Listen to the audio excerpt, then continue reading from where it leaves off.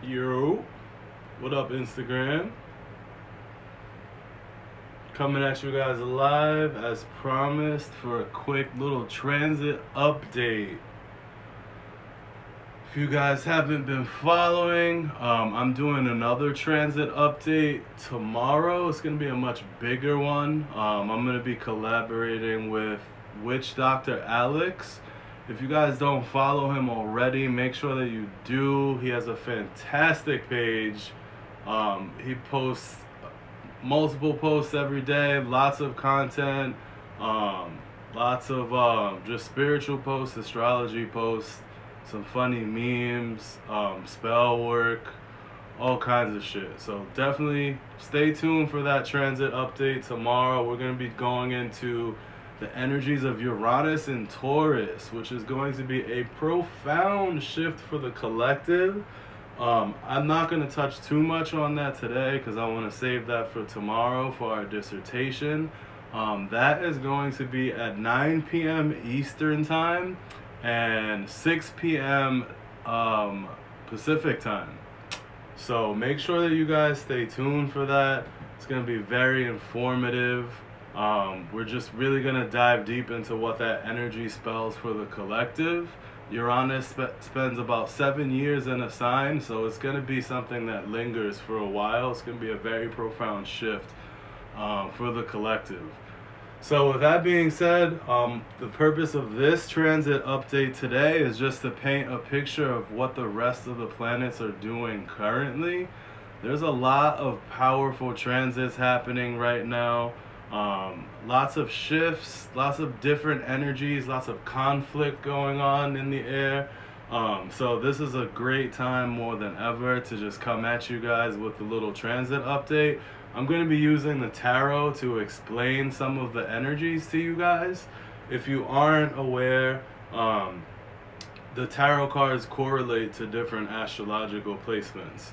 So I will be explaining some of that today for you. So without further ado, let's just dive right into these transits and talk about what the hell is going on in the world, and more importantly, what's going to be happening over the next couple of weeks as we go into the summer. So, first of all, it is Gemini season. Gemini is the lovers in the tarot. The lovers. Gemini is all about communication, intellect.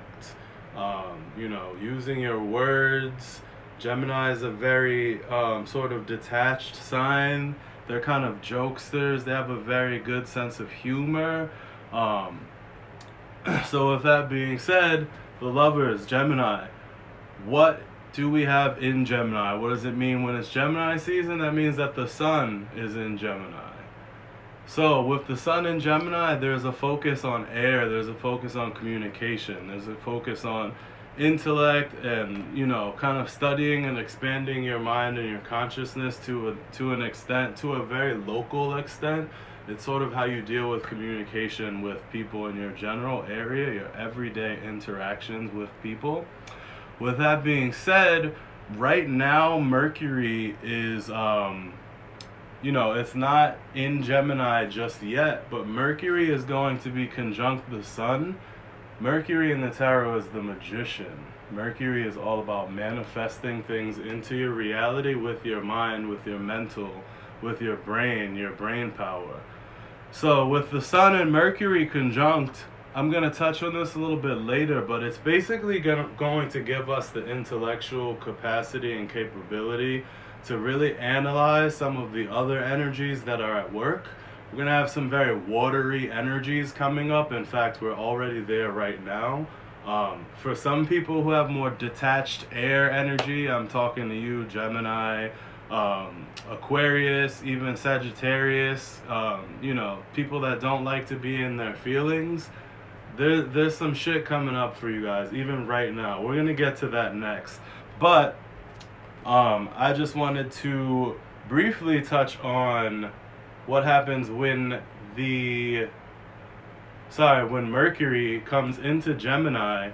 That is represented, the sun. The sun in Gemini is represented by the 10 of Swords.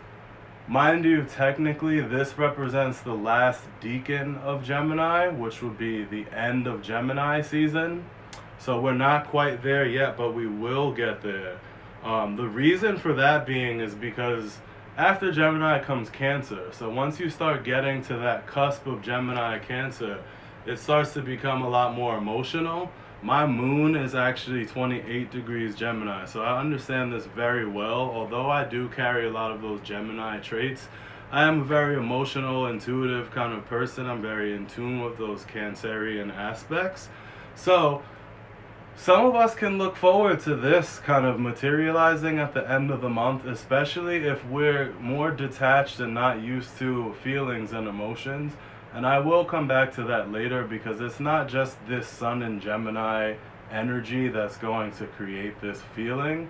It's more so some of the other aspects that are going to be happening. So moving away from what's going on in Gemini right now, and we'll kind of come back to that a little bit.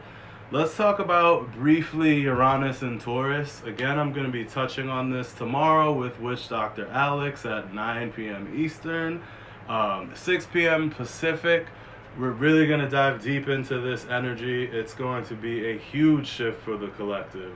But just to give you guys a little kind of info as it relates to the rest of these transits, the planet Uranus is the Fool in the tarot. And that is because the Uranus indicates the anima pura. It's the pure soul. It's the soul before it is self-aware, before it is indoctrinated by society. The Fool essentially goes to and fro, frolicking about without worrying about consequence. He's not looking where he's going. He might fall off this cliff, he might not. The dog is representative of his intuition, kind of being like, yo, dude, you gotta look where you're going, etc., etc. The sun rising in the background signifies kind of a new day.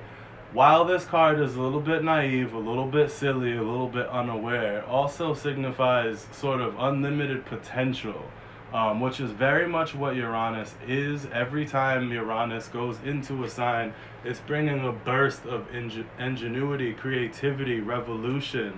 Uranus is the genius planet. It's the fastest moving planet. It speeds things up, so not moving around the sun, that's Mercury, but in terms of its energy, and it sort of brings a shock of electricity to where it is in the zodiac.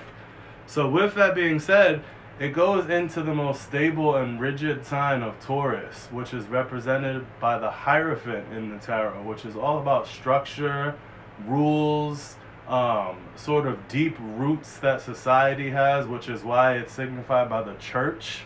The church kind of has all the land, the money, and the power. That's very much Taurus. Taurus is all about possessions. It's the most stable and rigid sign in the zodiac. So when you put the most unpredictable planet into the most stable and rigid sign, you get a lot of conflict. There's a lot of resistance to one another. Taurus rules money, it rules agriculture, it rules our home, it rules our possessions, our values. So essentially all of those things are about to be overhauled drastically. And I'll sort of leave that there so that there's a lot more to talk about tomorrow for that Uranus and Taurus transit video / dissertation with Witch Dr. Alex. Follow him if you're not already following him. So now, I'm going to touch on a couple other transits here. Jupiter has been retrograde in Scorpio since, I want to say February. Yeah, February. So Jupiter in the tarot is the Wheel of Fortune. Jupiter is the planet of expansion. So essentially the Wheel of Fortune tells us, things can kind of go this way, they can go that way, but either way there's going to be something new, something different, something expansive coming into the picture. So Jupiter in Scorpio. Scorpio is all about death and regeneration, death and rebirth, transformation, breaking things down so you can build them back up, introspective, sort of, diving deep within your subconscious to find the parts of yourself that no longer work and no longer serve, rid yourself of them, and then replace them with new things. So Jupiter is still in Scorpio. And again, all of these transits will affect all of you specifically due to their location in your natal birth chart. If you guys would like to figure out how these transits affect you personally, you can reach out to me, DM me. I do offer readings. Depending on the house placement that you have Scorpio, Jupiter could be bringing you money, it could be bringing you conflict, it could be overhauling your personality, it could be expanding your home life, it could be expanding your love life, your sex life, your career. All of these things depend on its placement and location in your birth chart, which essentially means where Jupiter was in the sky the minute you took your first breath and went from the Fool to a sentient, self-aware-ish sort of being, because when you're a baby you're not necessarily that just yet, but you start to learn the ways and the rules of third density. With that being said, we have Mars currently is in Aquarius. Mars is the tower. Mind you, this is the consensus on what Mars is. However, I truly associate Pluto with the tower as well, because the tower quite literally is death and rebirth. It's, you know, death is very much that in the tarot. This implies more of a drastic death, more of an upheaval and then rebirth.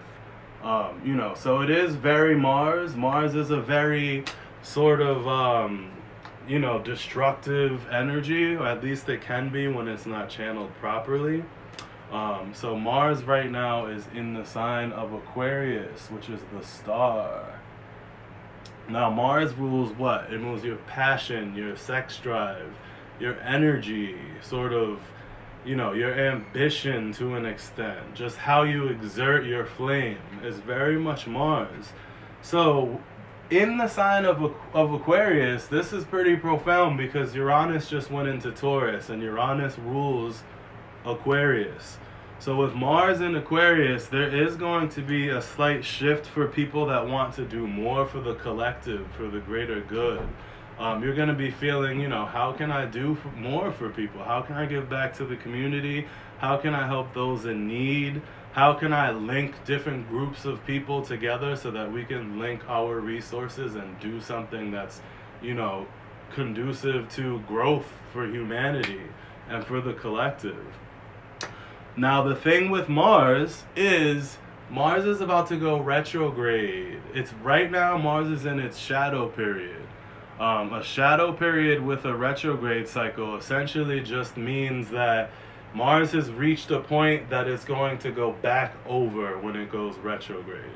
So when a planet goes into a shadow period, that's when the effects start. It doesn't necessarily start when it goes retrograde.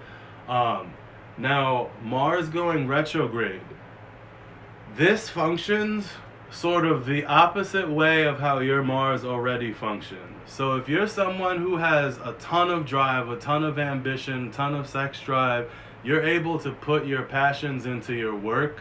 You're able to put your passions and your desires into sort of, you know, just everything that you do in your life. You're someone whose actions and willpower are sort of in line with what you're doing and what your purpose is.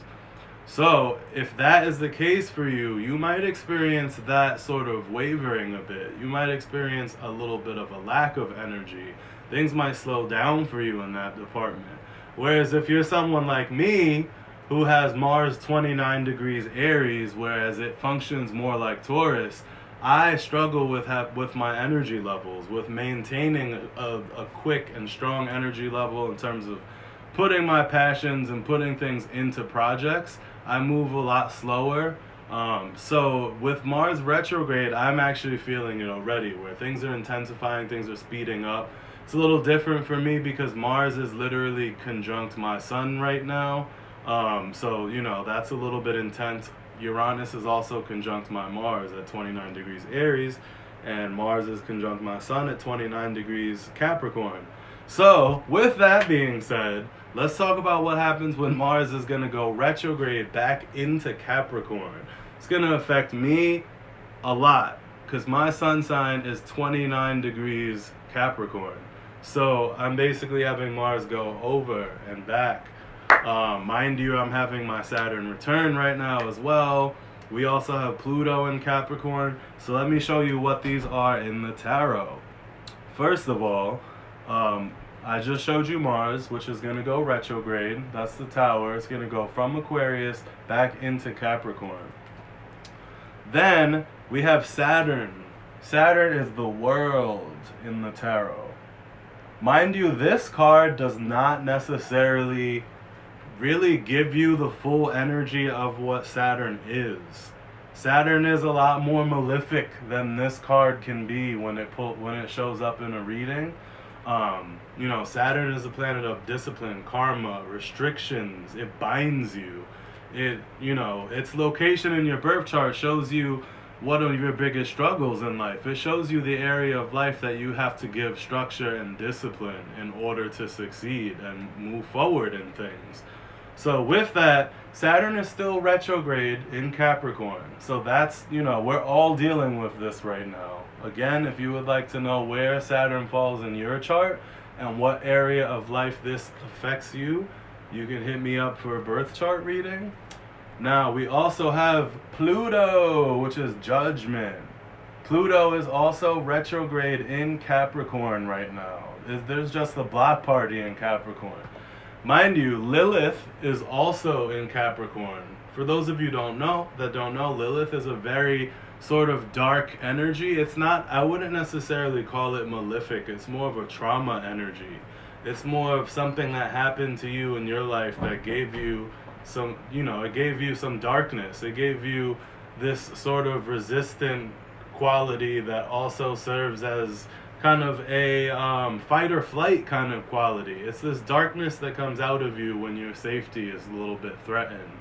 So that also being in Capricorn right now, which is the devil is Capricorn. Now, why is the devil Capricorn? Well, if you study religion, if you study the world, essentially, we live in a Capricorn society where people, step on each other's toes to get ahead.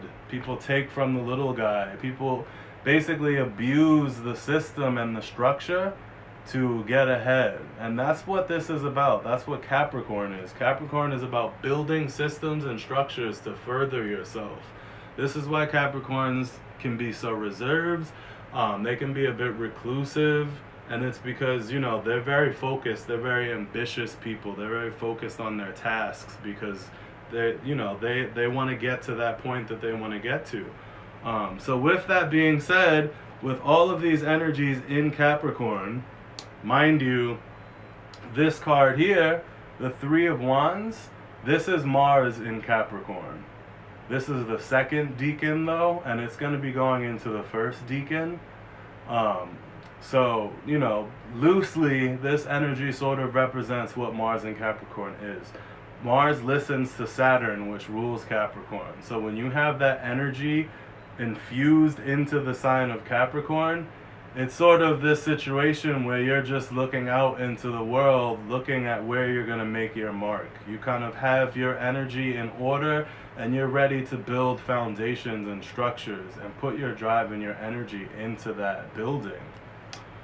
So with that being said, before I get to Venus, which is really the main bulk of this IG live here, Neptune is still in Pisces, and I'm really tired of talking about this. It's been there for years. It's gonna be there for years. This is Neptune, the Hanged Man. Neptune rules illusions. It rules dreams. It's this energy that's not really tangible. It's not physical. It's very elusive. Neptune is a trickster. Neptune makes you fall in love with people that aren't necessarily good for you. Neptune makes you get caught up in your idealism. Neptune is all about ideals, sort of perceptions of things that are not actually rooted in the physical and in reality. Now, Pisces is represented by the moon, not to be confused with the moon that rules Cancer. This card is sort of an energy that represents more of that Neptunian energy because Neptune rules Pisces. So Pisces is the sign that sort of lived all of the other signs already. and it's kind of just ready to peace out. It's like, okay, I've done all of that, and the only thing that really is worthwhile to me is unconditional love. But no other signs really know how to do that like I can. So there's not really a place for me in this world, which is why Pisces people can turn to drugs, all types of forms of escapism. They really have an issue with just fitting into the world. They kind of feel like aliens, and it's because they're ascended masters. Aquarius as well. Aquarius are very much like aliens. They are also ascended masters. Those two signs, and then Scorpio as well, are sort of your, those are the people that come here to ascend and really dive into the spiritual plane while they're still here in the physical. So, the main point of this video is Venus. Venus is in Cancer, y'all. This is a crazy ass energy, especially for those of you that have detached energy. When I say detached, I mean people that are not super comfortable expressing love, expressing their feelings. Detached are the air signs. Libra's a little bit less detached, even though it can be very detached. Aquarius is extremely detached. Aquarius doesn't want to get in his feelings. Aquarius is concerned with the collective. They still love and they still have feelings, but it's more about the greater good for them. So they don't want to be all up in their heart chakra. They don't want to feel those things. The same goes for Gemini. Gemini does not want to be in their feelings. They will make jokes to kind of clear the air and avoid getting into their emotional side. Sagittarius as well. Sagittarians don't really like to settle down. They're not really monogamous relationship types. Not all of them. This is just sort of what their neutral energy is until the other aspects of their life kind of alchemize that. For those signs, this Venus in Cancer is going to be a little bit difficult. Now, Venus in the tarot is the Empress. And she literally, there's a symbol for Venus right there. Pretty straightforward. And then we have the Chariot, which is Cancer. Mind you, it is Two of Cups season, y'all. The Two of Cups is Venus and Cancer. This is all about union, partnership, but not just any partnership. This isn't like the Lovers. This is the card that you will get if you have found your soulmate. If it is a relationship that is going to be an equal exchange, a partnership that works. Not to say that that's always going to be the case when you get this card. However, that is what this energy is. So, with that being said, Venus in Cancer, what the hell is that going to be? What is going on? Basically, we are all going to kind of be in our feelings. Venus is the planet of love, magnetism. It attracts your experiences. It's sort of how you attract the things that you want. It rules kind of the things that you value in life. So with that, Venus is sort of your heart. It's your heart chakra. At least it's part of it. Venus and Neptune rule the heart. Neptune is the higher octave of Venus. Venus is love. Neptune is unconditional love. However, unconditional love doesn't really have a place in the physical, in third density. It's an energy that's too big for the human experience, and that's why the nature of Neptune and Pisces is so freaking weird. Now, with that being said, Venus in Cancer, what is Cancer? Cancer is all about sort of authentic feeling and kind of nurturing one another. Love for your family, love for your mother specifically. It's this feminine energy that we all have. The innate ability to care for one another. When you have a baby for the first time and you already know how to take care of it instinctively, that's Cancer. It's very intuitive. It's just this mothering sort of energy that kicks in from time to time. Cancer is ruled by the moon, so Cancer is by far the moodiest sign. They're very unstable. There are a lot of serial killers that are Cancer because they're the most emotional sign. It's just very sort of unsteady in terms of their water. Cancer is a water sign, but it's very unsteady water because, you know, they have the moon come into their sign once a month. So to have your ruling planet in your sign once a month, that's just a lot of energy. That's a lot of emotion for them. Cancers, you know, they can cry a lot. They, you know, if it's a man, they typically have a very good relationship with their mother. If it's a woman, they're very nurturing presence, a very nurturing energy. They want to have kids. They want to take care of people. You know, you go to their house and they want to make you a meal and make sure you have a comfortable blanket. Things of that nature. So with Venus in Cancer, there's going to be this shift towards sort of just love. This is the season to find your soulmate, or if your soulmate's already in your life, to really expand with that person. However, there's going to be a lot of sort of illusion during this season as well, with Neptune and Pisces, with people getting in their heart, getting in their feelings, catching feelings for people, being delusional, thinking they're their soulmate. And then some of these aspects that are happening are really going to fuck with that. Now, with the aspects, and Venus is going to be in Cancer. Sorry, where is it? I just wrote that on here somewhere. Till June 13th, Venus will be in Cancer. Mars, I talked about Mars retrograde earlier, just so you guys know. It goes retrograde June 26th, then it goes direct again August 27th, and then it leaves its shadow 2 weeks after that.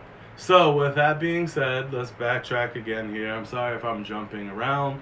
My Mercury is in Aquarius, so that's just the way that I communicate.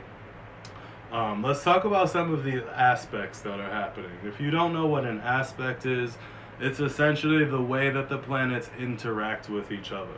So I just gave you some of the placements of these transits. Now let's talk about how they're speaking to one another, because that's really where all of the energy happens. With that being said, the main one here is what's going to be going on with Venus. Venus, if you don't know, is opposite Capricorn. Oppositions in astrology are very important.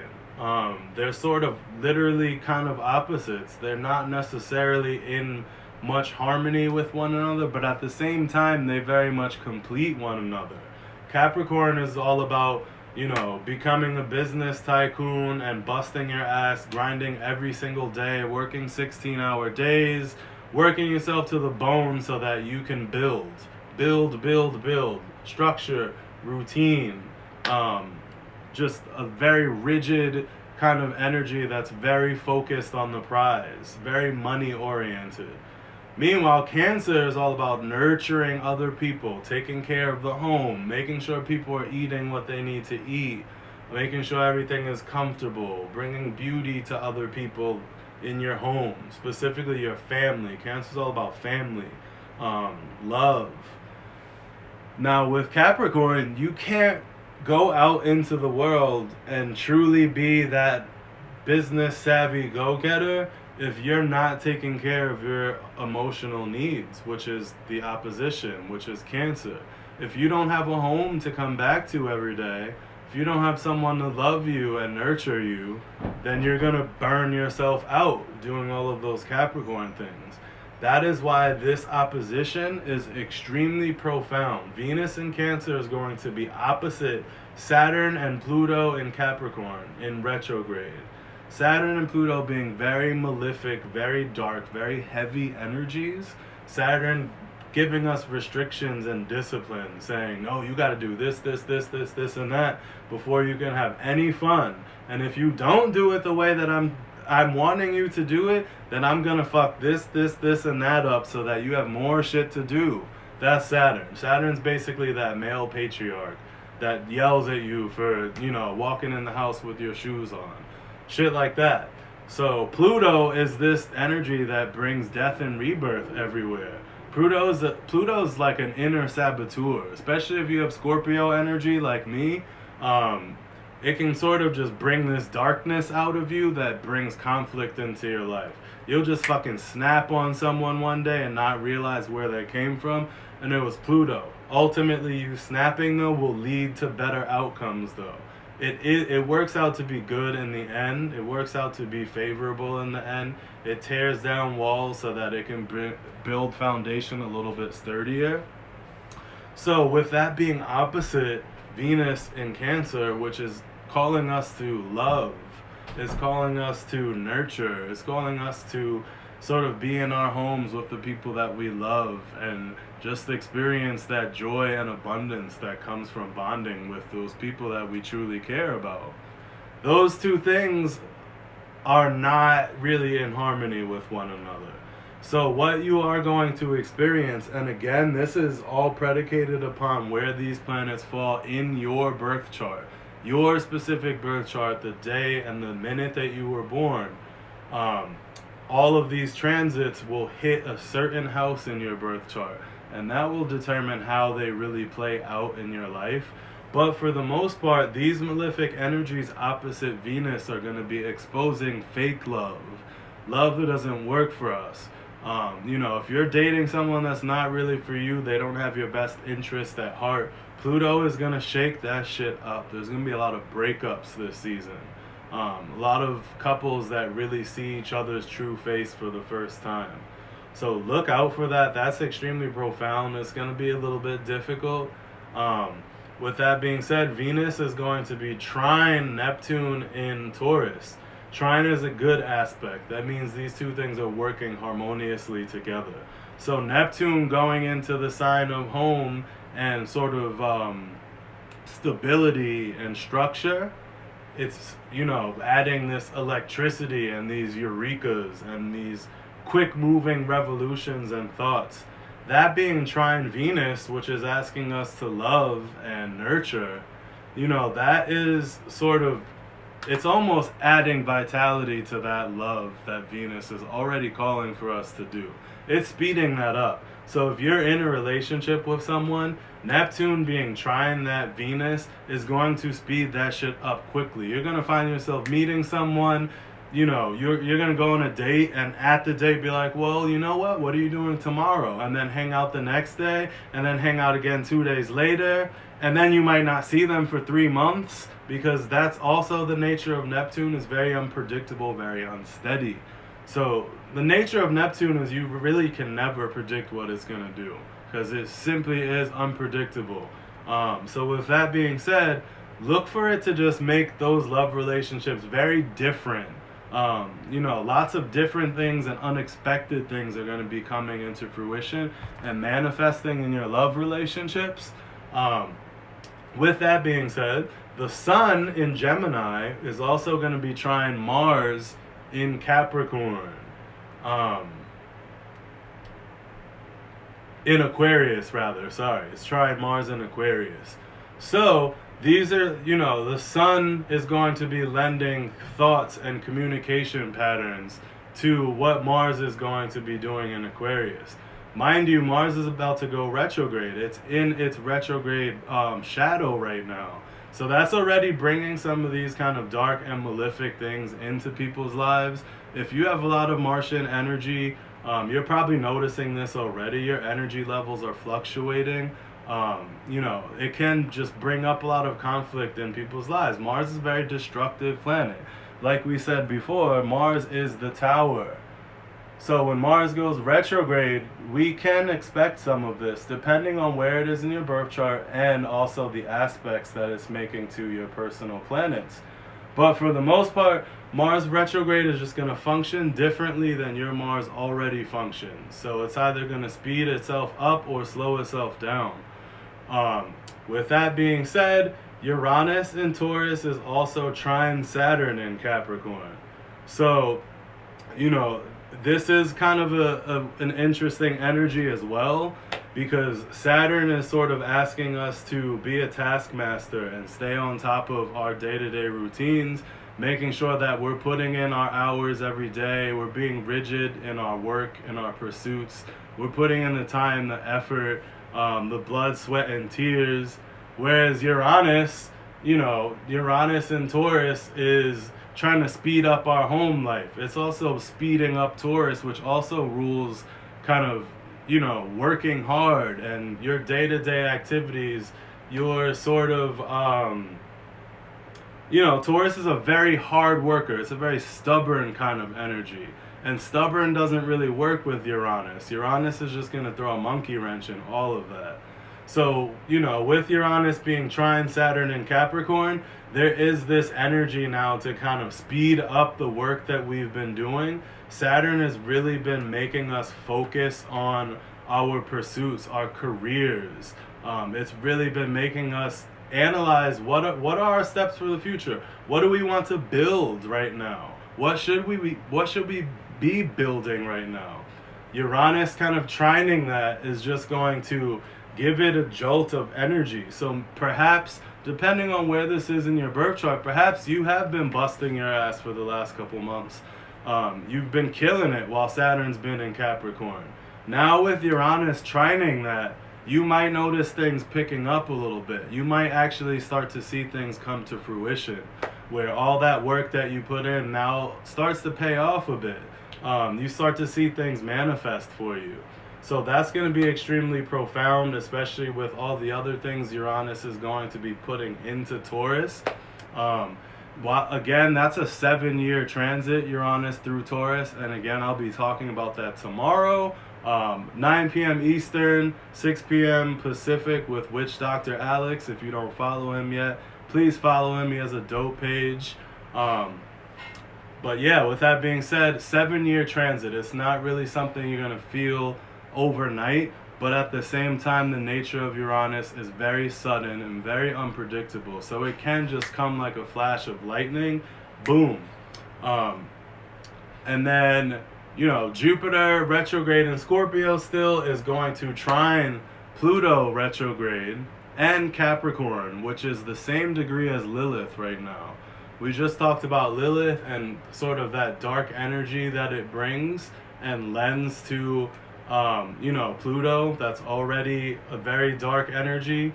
I said Saturn earlier, sorry. It's Jupiter is 16 degrees retrograde in Scorpio, and it's trine Pluto retrograde at 21 degrees Capricorn, which is conjunct Lilith at 21 degrees Capricorn. So with that, Jupiter, which is retrograde in the sign that Pluto rules, now that it's trine Pluto, they're going to be speaking a similar language because, Pluto rules that sign. So Jupiter, while it's expanding sort of our subconscious energies and our inner energies and inner workings, again, depending on where you have Scorpio in your chart, Pluto now is going to kind of bring some power to that and bring some, not necessarily upheaval because it's a trine, but it's going to bring some transformative energy to where now you can really kind of go within and transform some of the inner aspects that you have going on. Now, Uranus, again, in Taurus, is going to square Mars in Capricorn. This is going to be a little bit difficult for certain people, depending on, what your Mars energy looks like. Also, people that have a lot of Uranian energy, Aquarians, etc.